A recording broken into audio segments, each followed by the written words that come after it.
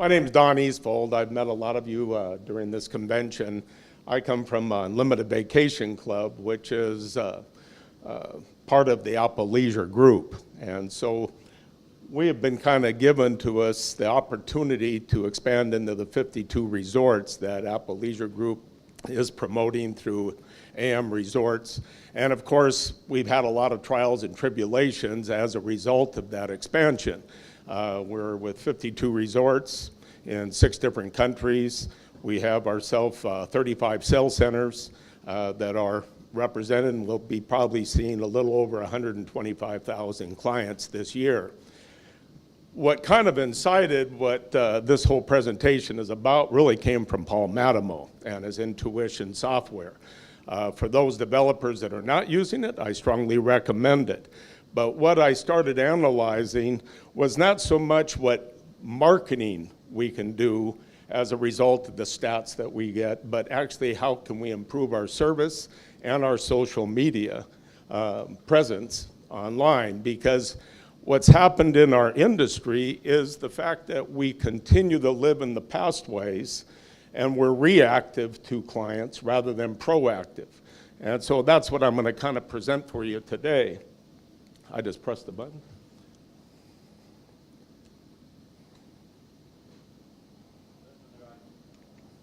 There we go. If you look at the history of social media, and I'm sure all of you are aware of it, but a lot of times we kind of lose sight. I kind of use Google as my point of the new generation, of what's happening to us today. Because even though we had email going way, way back, really nobody was utilizing email that much until they hit around the 2000 mark. And again, my history in the industry goes back to 70s, and I can assure you the evolution is just accelerated here in the last 10 years. What we primarily need to ask ourselves is really, what are some of the bad habits that we're bringing forward, and what are some of the new habits we need to learn? And one of the big problems we have, and of course United Airlines learned real quick, with just that one little incident, lost about over $1 billion on their revenue because of the fact some person was not educated properly enough to actually provide service the way they probably felt they should. And of course the client didn't either. So what I've kind of done real quick, knowing what I experienced back in the 70s, 80s, 90s, and what we're experiencing right now, is how did we handle a complaint? And it was really simple. In the pre-Google phase, the complaints were either made by phone or letter. In the post, the complaints are being done by phone, mail, and of course, instantly online. And no way you can control that. The limited audience for a complaint back before Google was pretty much family, word of mouth, but it was really no threat to us. You sometimes would get that complaint letter, and I used to see it all the time. Sometimes they'd look at it, say, well, let's send them a letter, or they just file it away, and everybody knows where they'd file it. And there really was no consequence to the club in their sales and marketing. Now, the audience has their followers, and of course, they have the world, and they can instantly file that complaint.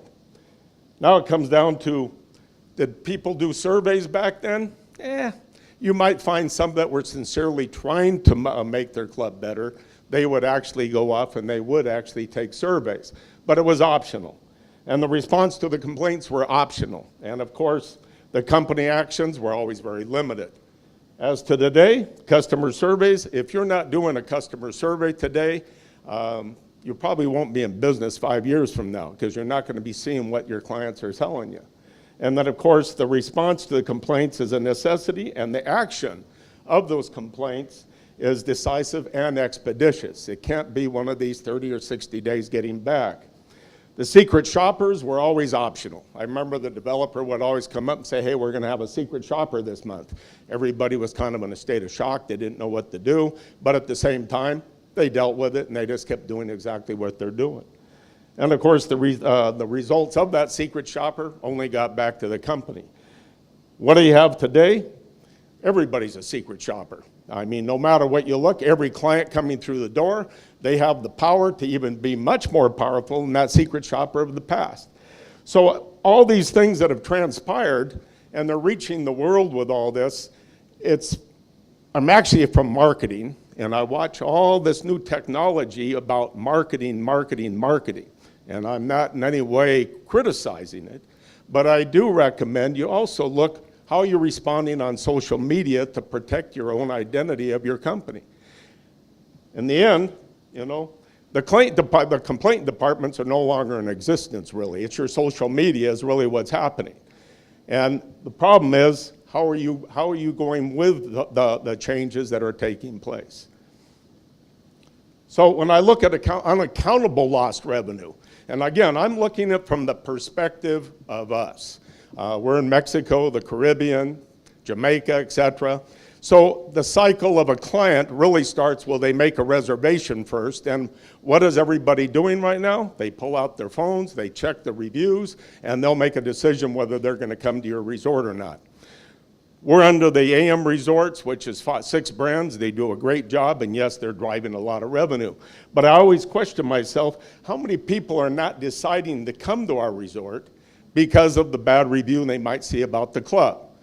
And that's always a question, and there's no way you can actually account for it. You just kind of get a generalized feeling, but there is lost revenue for both the hotel and for the club.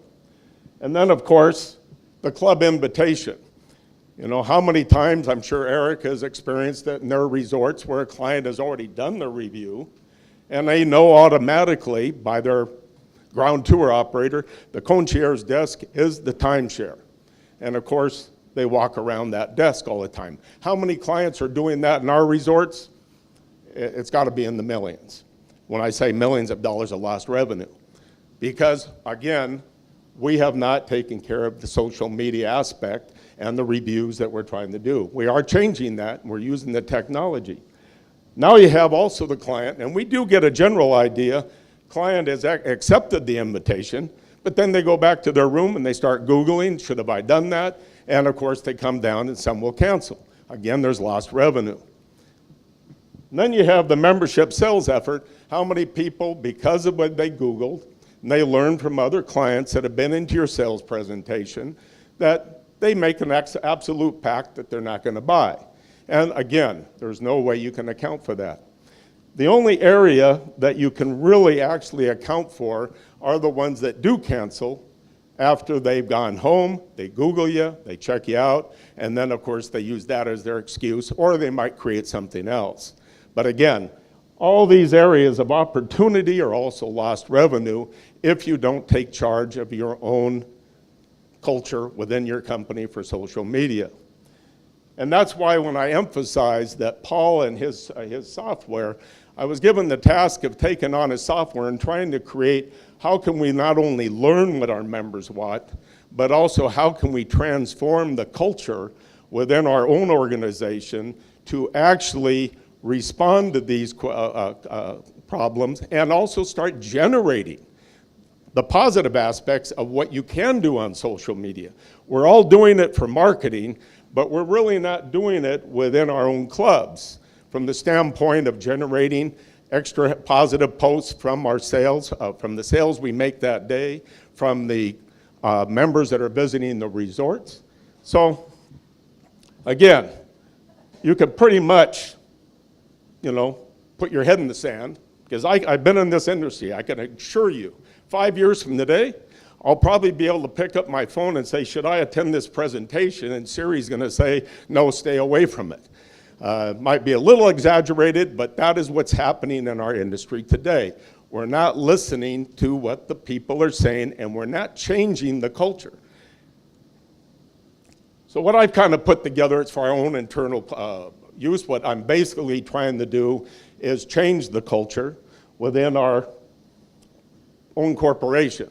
And I emphasize this from the standpoint, I'm trying to create it where we're taking a proactive position rather than a reactive position, because what happens, most of us are doing, and a lot of developers do, and I invite all these people that have their software to add on. How can I help companies? Because most of us are in the same situation. We go out, we contract people to be our social media. We do get the software, and we're monitoring it. but we're not really doing anything with it. And when we do something with it, it might be one policy, but it's not the change of the culture of what you need to have for the long term. So corporate culture has got to go all the way down. It's not just in corporate, it's not just in marketing, it's not only in sales and not in social media, it's all the way down to the client. And when I say that, I invite you to actually ask yourself to go out and ask one of your closers, do they know how TripAdvisor works? I did. None of them could understand it. They didn't understand that you can't sit there at the resort and start doing positive posts on TripAdvisor using the IP address of the resort. It actually is a negative more than a positive. But they thought they were doing great for us. Same thing in marketing. Most of your people that are working for you, they have their iPhones, they have their Facebook, they might even be on TripAdvisor, but they don't understand the impact of what their actions do to your actual social media presence. Second thing, social media budgets. I'll make a prediction today that you're going to have more budgeted on your corporate account for 2025. You'll have more there than maybe even your marketing budget, because a lot of it's going to overlap anyway. But the emphasis here is create a culture of people with enough money that you're going to be able to maintain a positive presence and actually excel that presence to where it actually helps you. So change your lost revenue into revenue by spending the money you're going to have to spend. The unfortunate thing you have is if I take the lost revenue concept to an accountant, he's going to say, well, give me your ROI, give me your return on investment. It's pretty hard to do because you don't know how much you're really losing other than what your marketing agents are telling, what your sales and your quality control. But in the end, you are going to have to spend the money if you want to maintain a positive social presence. And of course, if you want to be proactive, I just talked to a young lady today. I'm not sure if I see her. I'm trying to remember her name. I'm going to try to get her to come down and actually give me advice on an actual cultural changes within our organization. But that stems not from corporate, but goes into the marketing agents, goes to the sales agents, goes into the operations agents, the responses and how they're responding. Rewards program. The unfortunate thing, what I always hear with somebody, yeah, we're taking care of all the negative comments. But what are you doing about the positive ones? The ones I really like to see is when I go on TripAdvisor and I see a resort manager that responds to the positive just as much as they respond to the negative. And thanking them, all you have to do is a simple thank you, and you'd be amazed how far that goes with a client. Same thing with your sales team, your marketing team. How much do we spend in spiffs for making a sale? Well, do we ever spiff them for having actually getting a positive comment or a posting or a picture put up on Facebook? That's going to help us more in the long run. Yes, we always have a focus on the bottom line, but we need to be focusing also on how you can actually build that revenue through a positive presence. Right now, we're just getting a taste of it. 5 years from now, again, if you haven't made the changes that are required within the culture, and I hear the word culture thrown around a lot, but I was really interested in Denise's comment, and I asked her, when you changed your concept to where you were rewarding the people all the way down to the person that provided the services on the Toyotas, she bottom line said, yeah, we took off a big Band-Aid and it hurt us for a while, but the long-term effects of it have paid off. And that's why I'm saying, I'm not out to tell you you have to go out and change your salespeople, but you should start rewarding the person that's actually helping your social media, not the one that's over there maybe making lots of sales, but high pressure also results in complaints. And of course, technology.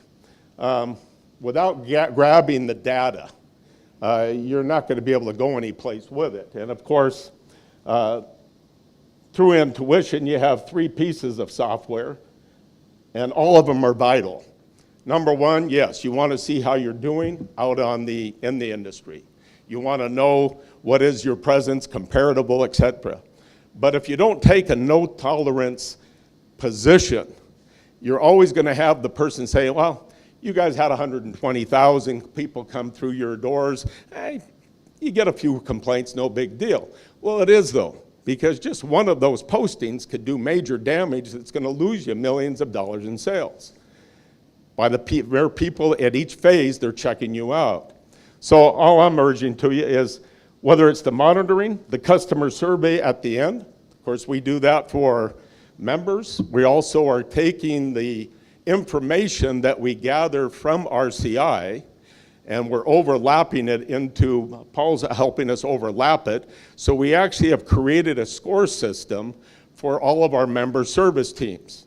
And when you have 52 of them, you definitely have to have some kind of a scoring available. So all we've done is we kind of tapped into the Gold Crown, Silver Crown scoring rating, and Paul helped us make that same measurement. So right now, utilizing the information we gather, it's sent out to each one of the directors of each resort so they can see how their scores fare up.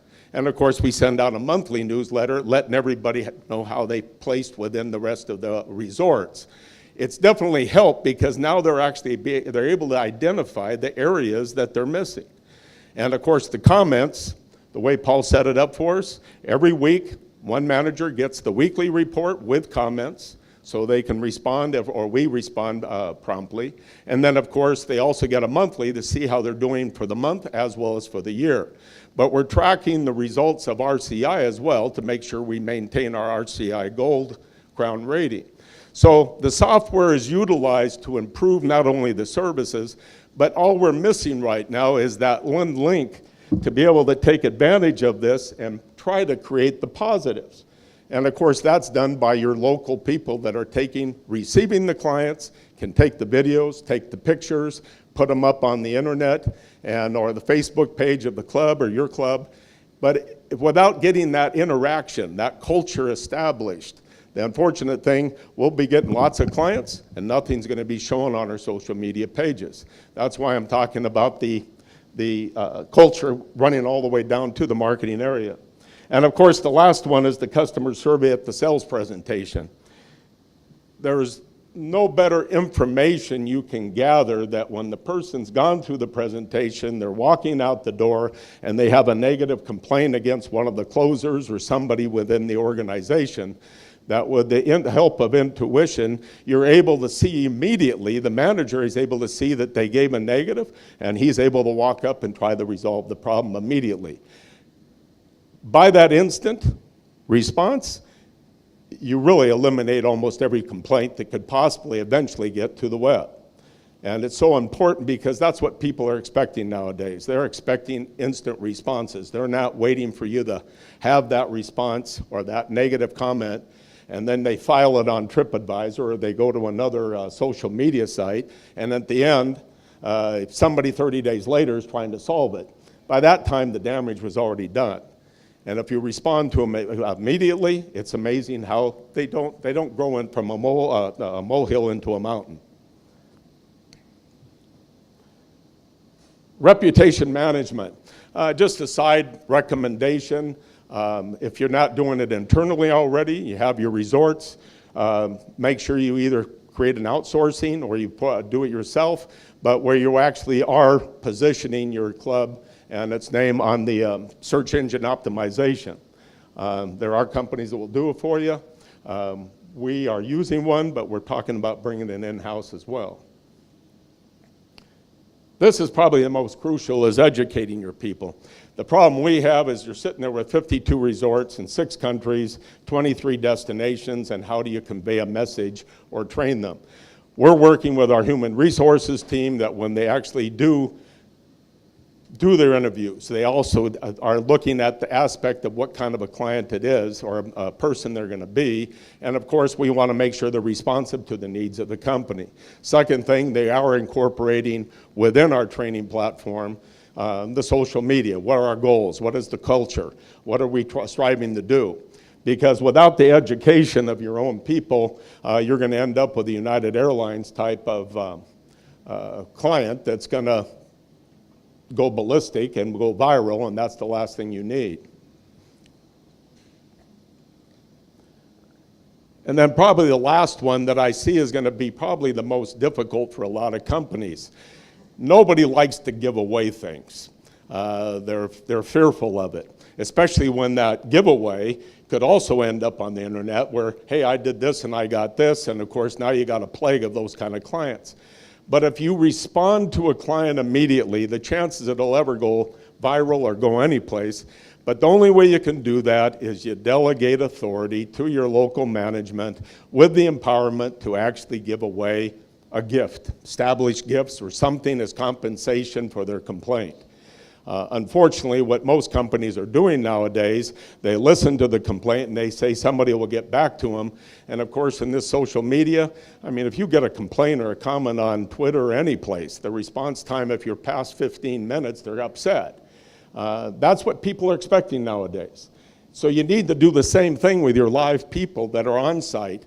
With that same kind of response time, or at least immediate response, you'll be amazed that maybe the few dollars you spent there will save you millions in the long run, because now you've created a positive rather than a negative effect. So again, my recommendation is kind of ask yourself, well, how would you rate your actual social media, campaign that you're doing? And this is, it almost is typical of a lot of people. We have less clients because we pissed them off so much, so we don't have to worry about as many people. That's not the attitude to have, and it's really the opposite of what you should have.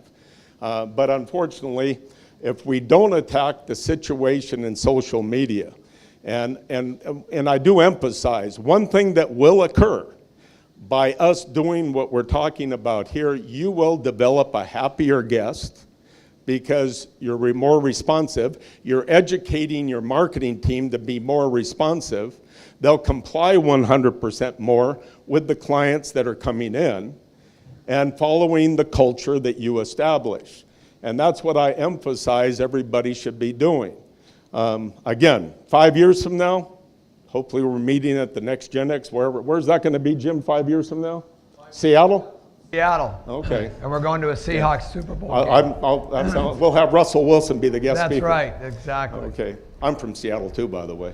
So, but in the end, and the reason I ask this is really, think about it.